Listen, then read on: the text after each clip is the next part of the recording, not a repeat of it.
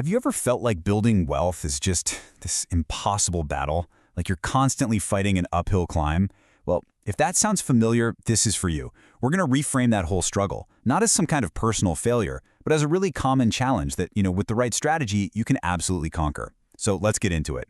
This quote, this is the heart of everything we're talking about today. I mean, think about it. Building wealth isn't about waiting for some perfect, sunny day when everything's just right. It's about learning how to start that fire even when the wood is damp and it feels like it's about to rain. So let's start by just being honest about the situation. It's tough. It really is. And, understanding why it's so hard is actually the very first step toward making a real change. And this is exactly what we mean when we say damp wood. It's that student loan debt that feels like an anchor. It's the paycheck that just seems to evaporate before the end of the month. It's the grocery bill that keeps going up and up. It's that constant, low-level hum of financial anxiety in the back of your mind. We all feel it, and it makes even thinking about starting a fire feel totally overwhelming. Just look at this contrast right here. On the left, you've got the ideal scenario, the one you read about in books, right? But for most of us, the reality on the right, that's our starting point. The whole key here isn't to get discouraged by the rain. It's to learn how to build a fire in the rain. Okay, so the wood is damp. So what do? We don't give up. We get smart. We get strategic. This next part is all about preparation, because trust me, a well-prepared fire pit can make all the difference in the world. It really boils down to these 3 simple steps. First, you've got to survey your surroundings. You have to really know, where your money is going. No judgment, just awareness. Second, gather your tinder. This means finding those small, tiny bits of savings or extra income. And finally, clear a fire pit. You have to create a safe space for this thing to grow by making a real, clear plan to tackle your debt.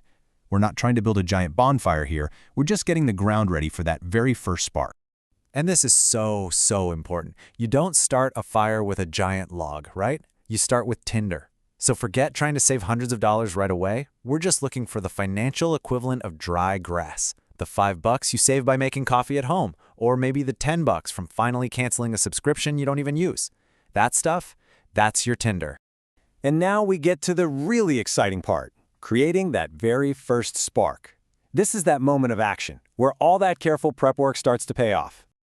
So I really want you to think about this for a second. What is the single smallest positive financial action you could take like today? What does that little spark look like for you? $10. Seriously, that's it? Maybe for you it's $5, or heck, even $1. The number does not matter. What matters is the action. The simple act of setting that tiny amount aside, or investing it, or throwing it at a debt. That is the spark. That's you proving to yourself that you can actually start this fire. But here's the thing about a spark. It's fragile. It can go out so easily.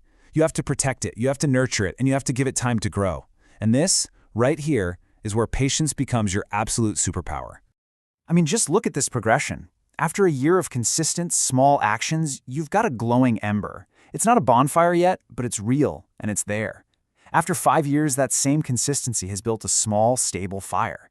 By year 10, you have a steady blaze that's so much harder to put out. This shows you that wealth isn't built overnight. It's nurtured, little by little over time. So how do we protect this little growing flame? Well, we add fuel slowly and consistently with our savings. We shield it from the wind with an emergency fund for those unexpected expenses. We're careful not to smother it by getting overeager and trying to do too much too fast. And we give it oxygen by regularly looking at our plan and adjusting it. It's all a delicate balance. And this is the goal. This is what we've been working towards the whole time.